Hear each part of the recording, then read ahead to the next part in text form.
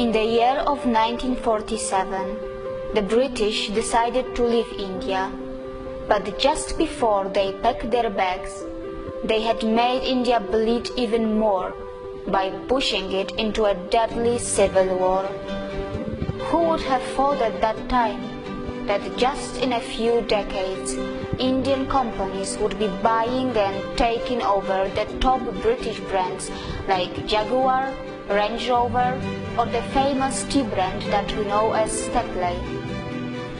Who would have imagined that an Indian brand Tata would buy a steel company Corus and provide jobs to the British in their own land, but without making it a colony? Actually, I will not be very surprised if this video will shock the international community a bit.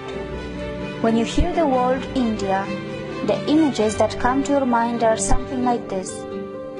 When the media in your country talks about India, they show you clips like this.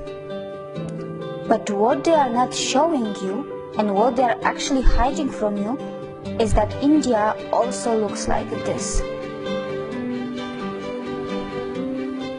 Who could have thought a few decades earlier that the British government would be panicking and calling a special session of Parliament when an Indian company Tata would decide to sell their brand Corus, which would be making thousands of British jobless? Who could have thought that in just a few decades after the independence from the British, an Indian company Tata would actually become the biggest private sector employer of the UK? It took just a few decades for the Indians to show what they were capable of, and all of this was done in a complete fair business environment, not by colonizing, looting and killing as the British did. And I am not talking about just one Indian brand. Today, there are many brands and individuals from India who are creating huge business empires on the land of the UK. But Indians are not here to take any revenge or prove a point.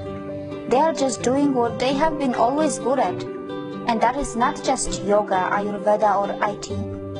Indians, who are the masters of spirituality, are also masters in business. Indian economy has finally gained momentum, and mind you, it has not got to the 5th gear yet.